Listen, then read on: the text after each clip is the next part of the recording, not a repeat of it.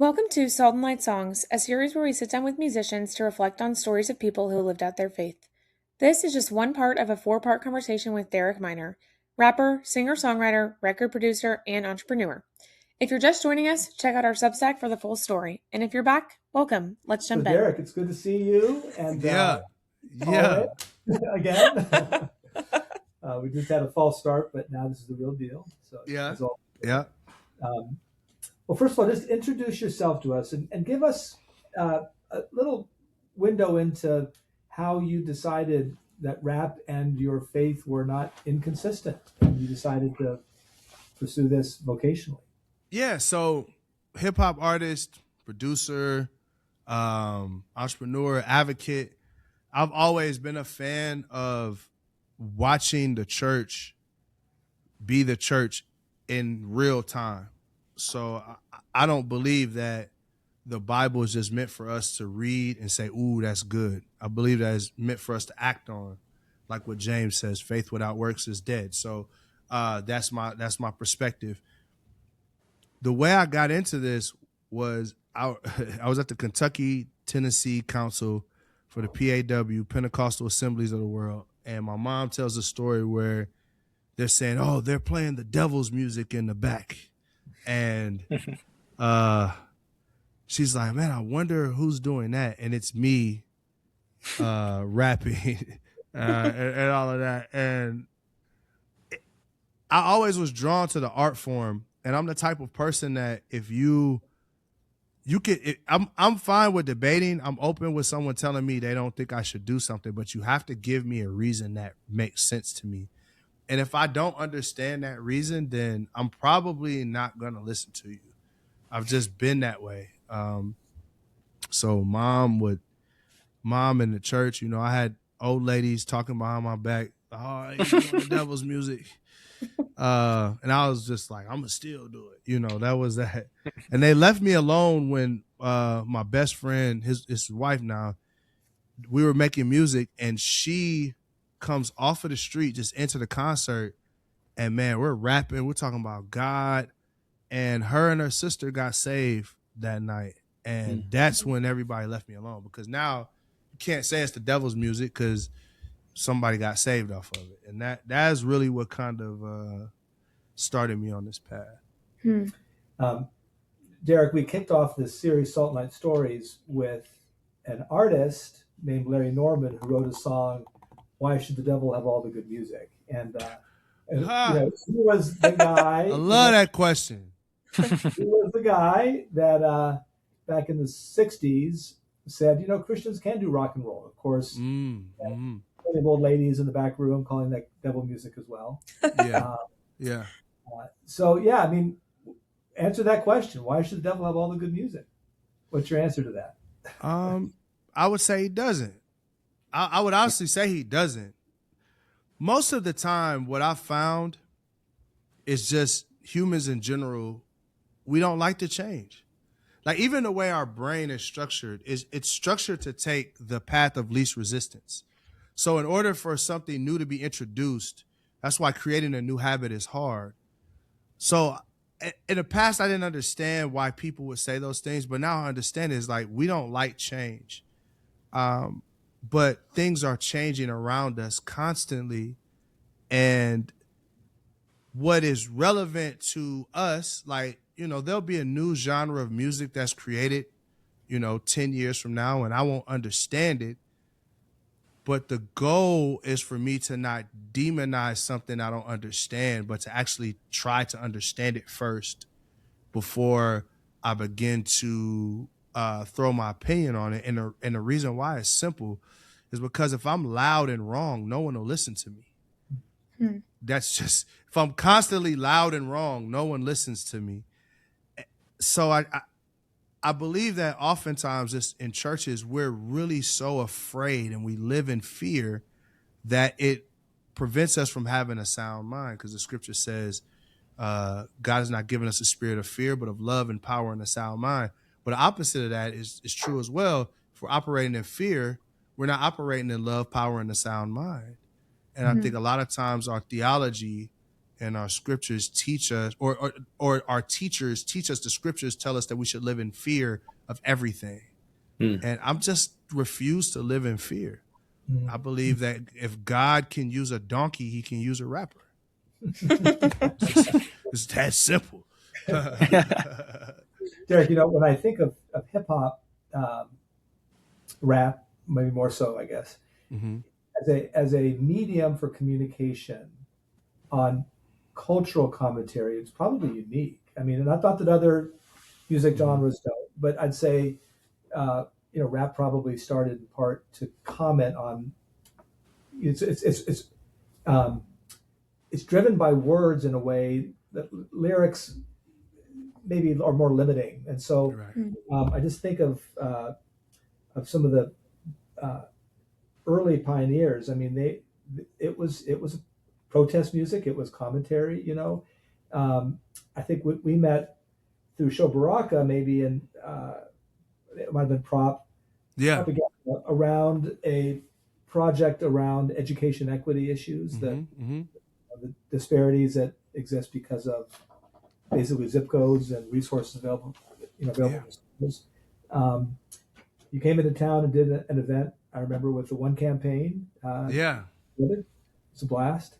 So talk a bit about just the kind of role that rap has in terms of platforming social commentary and ways that you've blended those together from a faith perspective as well. Yeah. So when you think about rap music, and even if you look at it now, and people will say, "Oh, it's so dirty, it's so, irreverent, so judgmental, or so dirty." Like people just call it dirty. What people don't understand is most of the people that are culturally hip hop, they're telling their experience.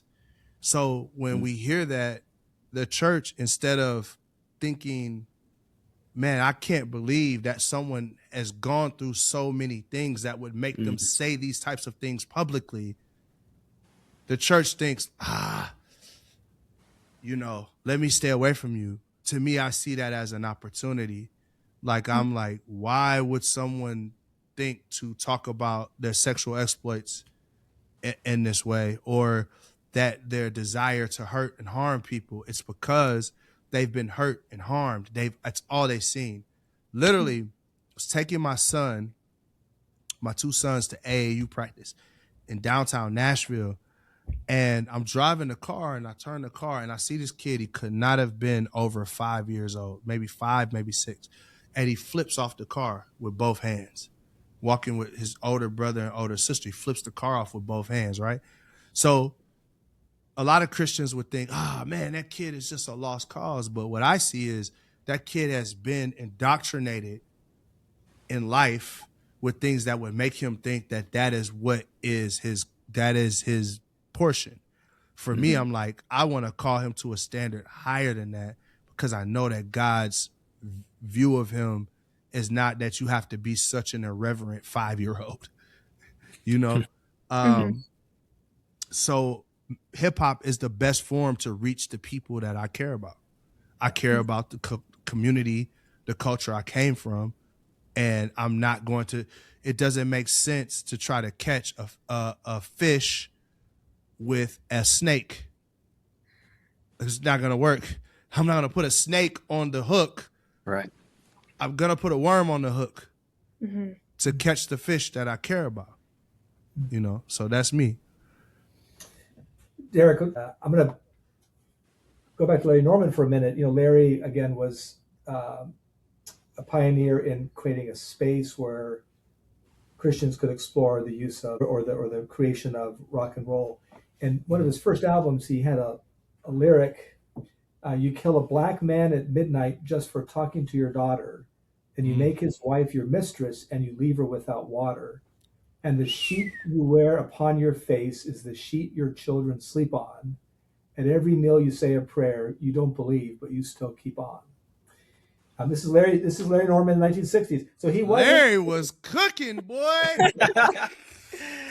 So, I know he got in trouble off of those lyrics. I think my point is, he was not trying to create this safe for the family genre Mm-mm. of content. He was leaning right into this dual Yeah. prophetic voice as well as proclaiming voice. And yeah, talk about your own work in this kind of, as you say, the James work of doing. And Mm-hmm. we partnered up after the Floyd murder around something called Ownership's the New Black. Can you just Yeah. share a bit about that project and your vision for it and how you worked with other artists to promote that?